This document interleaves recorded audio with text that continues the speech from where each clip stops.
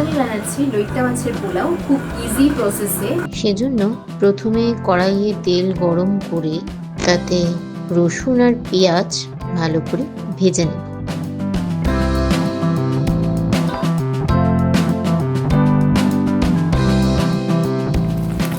আমাদের এখানে যাচ্ছে আদা বাটা, আর সাথে যাচ্ছে রসুন বাটা। এর সাথে হলুদ গুঁড়ো, শুকনো লঙ্কার গুঁড়ো, জিরে গুঁড়ো,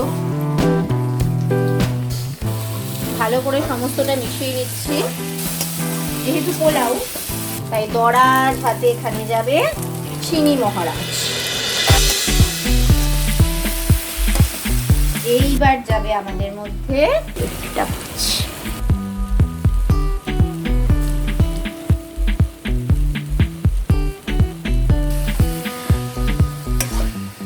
মাছে আমরা এবার একটু পরিমাণ মতো একটু নুন যোগ করবো। নুনটা বুঝে দেবো, কারণ একটু পোলাওতে একটু যাবে।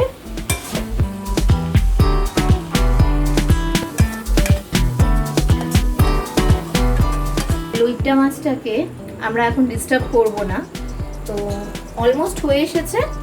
আর একটু কিছুক্ষণ রাখলেই আস্তে আস্তে মাছটা হয়ে যাবে।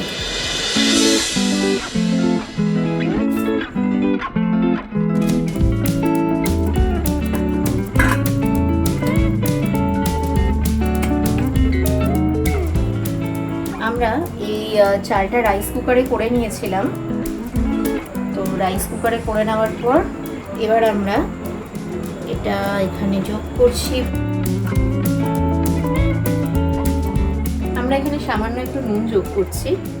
নুন যোগ করার পর এবার আমরা রাইসের সাথে মিশিয়ে নিচ্ছি। উপর থেকে একটুখানি ধনেপাতার ডাঁটি যোগ করছি, আর সামান্য একটু ঘি যোগ করবো আমি এখানে।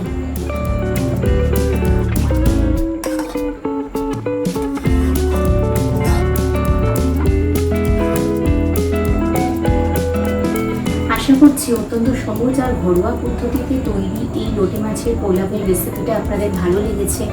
ভালো লাগলে বাড়িতে অবশ্যই ট্রাই করবেন। আর আমার ইউটিউব চ্যানেল রেসিপিস বাই মেহুলিকে অবশ্যই করে সাবস্ক্রাইব করবেন। আমার ফেসবুক আর ইনস্টাগ্রামে রেসিপিস বাই মেহুলি বলে যে পেজ দুটো রয়েছে, অবশ্যই সেগুলোকে ফলো করবেন। Thank you.